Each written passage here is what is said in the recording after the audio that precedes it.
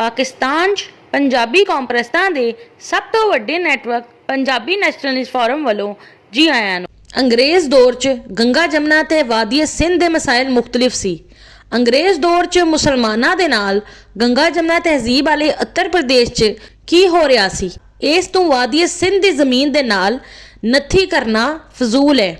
गंगा जमुना दी तहजीब वाले इलाके 'ਚ मुसलमान अकलीत 'ਚ सी, जबकि वादी सिंध की तहजीब वाले इलाके च मुसलमान अक्सरीत सी।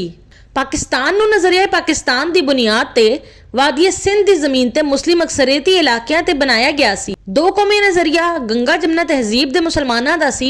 यूपीसीपी के मुसलमानों नूं दो कौमी नज़रिए की बुनियाद ते गंगा जमुना की तहजीब ते सकाफत वाले इलाके च मुस्लिम यूपीसीपी ते नॉन मुस्लिम यूपीसीपी च तकसीम करवाना चाहिए सी, ना कि नज़रिए पाकिस्तान की बुनियाद ते वजूद च आने वाले वादी सिंध की तहजीब ते सकाफत वाले मुल्क ते काबिज होना चाहिए सी।